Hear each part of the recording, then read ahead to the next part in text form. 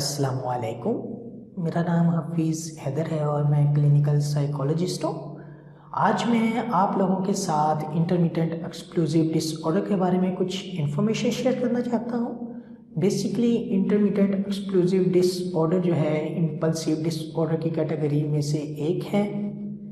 इस डिसऑर्डर की जो मेजर सिम्टम वो है गुस्से का आ जाना, और इस गुस्से की वजह से बच्चे की पर्सनल लाइफ, सोशल लाइफ और एजुकेशन लाइफ किसी एक या एक एरियाज के अंदर डिस्टर्बेंस का पैदा हो जाना।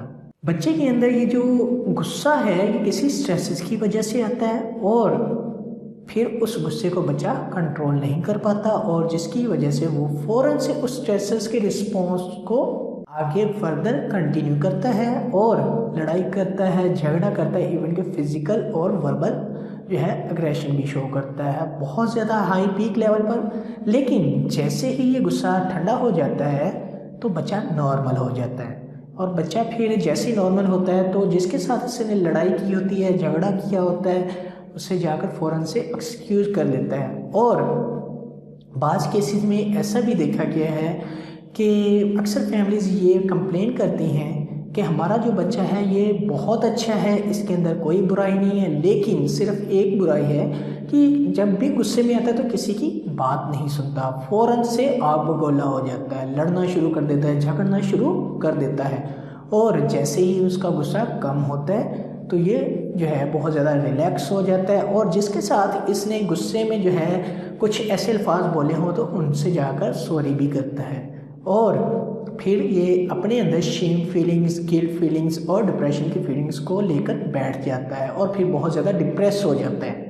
और जब उससे पूछा जाता है गुस्सा आने के पीछे क्या वजह थी तो वो खुद जो है शेम और गिल्ट फीलिंग के अंदर रोना शुरू कर देता है, और ये अक्सर जवाब में कहता है कि मुझे मालूम ही नहीं है मेरे अंदर ये क्यों ऐसी फीलिंग्स आती हैं, मैं इनके ऊपर कंट्रोल ही नहीं रख सकता, मैं कभी भी जो है बुराई नहीं सुन सकता, बुरे अल्फाज नहीं सुन सकता, और मेरे साथ कोई भी ऐसी बुरी हरकत होती है या मुझे कोई भी चीज़ बुरी लगती है तो मेरा कंट्रोल नहीं रहता कि मेरे अंदर ये फीलिंग्स कहाँ से आ जाती हैं, क्यों आ जाती हैं, जिसकी वजह से मैं खुद से बाहर हो जाता हूँ, फ़ौरन से गुस्सा करना शुरू कर देता हूँ, लड़ना शुरू कर देता हूँ, झगड़ना शुरू कर देता हूँ। लेकिन जब ये सारी चीज़ें जो है गुस्सा करने के बाद जब मैं रिलैक्स होता हूँ तो मेरे अंदर जो है शेम फीलिंग्स डेवलप हो जाती हैं, गिल्ट फीलिंग आती है, मेरे अंदर एहसास पैदा हो जाता है यार मैंने गलत किया, मैं इतना बुरा इंसान नहीं हूँ जितना बुरा मैं गुस्से की हालत में बन जाता हूँ। अब DSM-5 के अकॉर्डिंग इसको डायग्नोस करने के लिए बच्चे का 6 साल तक की उम्र का होना ज़रूरी है,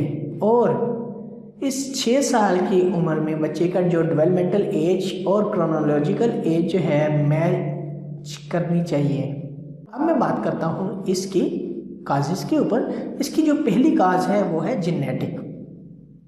अगर फादर के अंदर है तो 50 to 75% चांसेस हैं कि ये जो सिम्टम्स हैं ये आगे बेटे के अंदर भी कन्वर्ट होंगे, बेटे के अंदर होने के भी चांसेस हैं। अगर मदर में है तो 25 to 50% चांसेस होते हैं। कज़न मैरिज रिलेशनशिप, इसके अंदर भी बहुत ज़्यादा चांसेस होते हैं। इसके बाद है जो मेजर सबसे ज़्यादा हाईलाइटेड होता है एनवायरमेंटल फैक्टर्स, ये जो है एनवायरनमेंट से लर्न होते हैं। आजकल बहुत सारे ऐसे लोग हैं, बहुत सारे ऐसे बच्चे जो हैं मोबाइल के ऊपर पबजी खेल रहे होते हैं। पबजी जो है ये भी गेम अग्रेशन को सपोर्ट करती है, प्रमोट कर रही है अग्रेशन को, क्योंकि बच्चे जो हैं मोबाइल के ऊपर पबजी खेल रहे होते हैं और इनका जो टास्क है एक दूसरे को मारना, लड़ना, झगड़ना, इवन के लड़ते झगड़ते गाली का यूज़ करना, अब्यूजिव लैंग्वेज का यूज़ करना, और यहाँ से वो लर्न कर रहे हैं, सोशल मीडिया से लर्न कर रहे हैं। इवन के अगर फादर जो है ड्रिंकिंग करता है और घर आकर माँ को या फैमिली के साथ जो है लड़ता है, झगड़ता है, या वाइफ के साथ लड़ता झगड़ता है, तो ये भी वो अपने इन्वायरमेंट से लर्न कर रहे हैं। बाज़ दफ़ा ऐसे केसेस भी देखे गए हैं कि जो जॉइंट फैमिलीज़ होती हैं और उनके अंदर भी छोटी छोटी अगर नोक झाक होती रहे तो उसके अंदर भी ये जो है चीज़ें बच्चे लर्न करते हैं। अब मैं बात करता हूँ इसके ट्रीटमेंट प्लान की। ट्रीटमेंट प्लान जो है इसका अक्सर केसेस के अंदर देखा गया है कि ये क्योरेबल होता है, और अक्सर केसेस के अंदर देखा गया ये मैनेजेबल होता है।